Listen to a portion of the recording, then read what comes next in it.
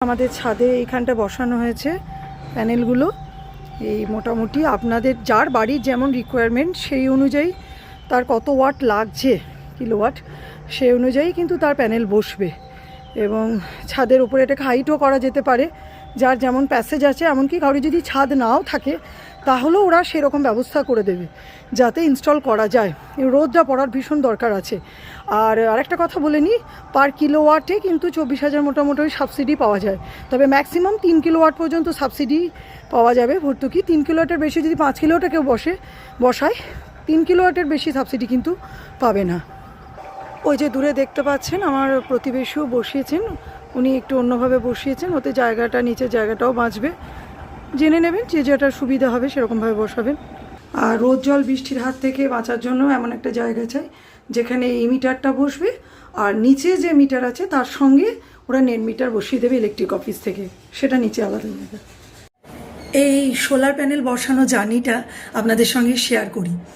আমি প্রায় 2-3 বছর ধরে বিভিন্ন রকমভাবে চেষ্টা করেছি, গুগলে অনেক রকম জায়গায় সংস্থায় যোগাযোগ করেছি।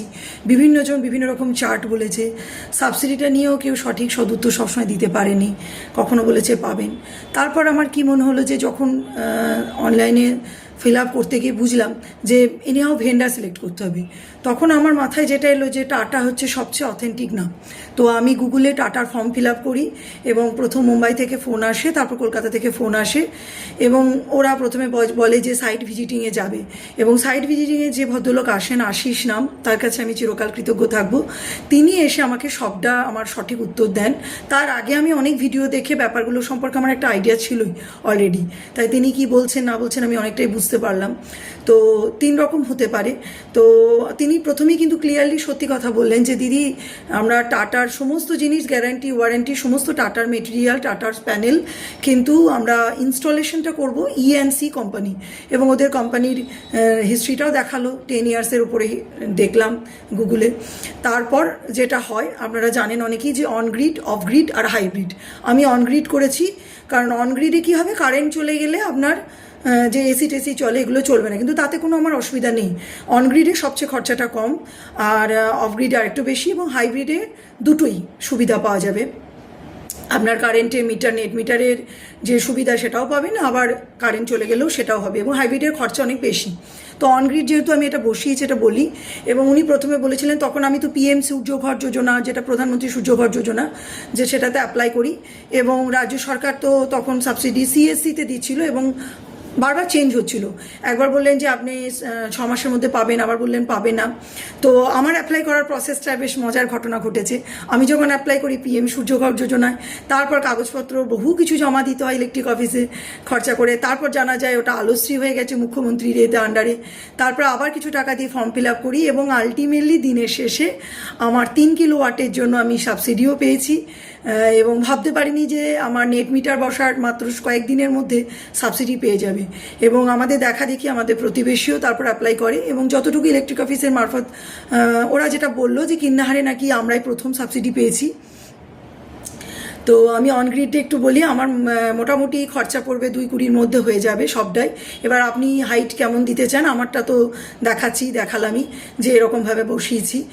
আর তারপরে আপনারা যদি ইন্টারেস্টেড হন, আমার 2টো কারণে, আমার ইলেকট্রিক বিলও প্রচুর আসতো, আর একটা কারণে আমি বরাবর সায়েন্সের টিচার বলে শুধু নয়, আমার বরাবরে আমি ব্যাঙ্গালোরে গিয়েও দেখেছি, বিভিন্ন জায়গায় হোটেলে দেখেছি তারা কিন্তু সোলার প্যানেলের দিকে ঝুঁকছে, এবং আমি অনেক বিদেশেও দেখেছি।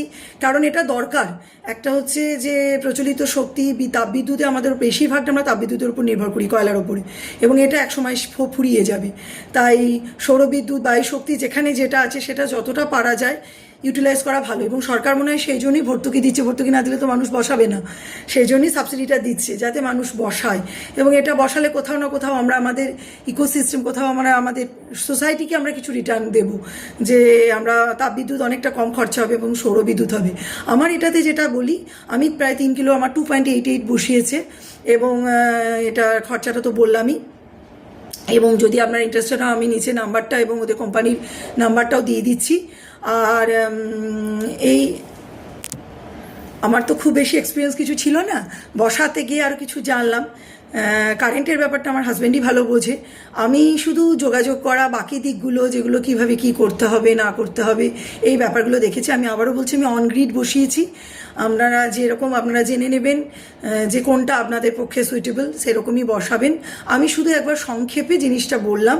প্রচুর এই নিয়ে ভিডিও আছে, জিনিসগুলো সম্পর্কে ডিটেলসে জানতে চাইলে প্রচুর ইউটিউবে অনেক ভিডিও পাবেন, on grid, off grid, hybrid কী। তো আমার এটা মনে হয়েছে বা বেস্ট।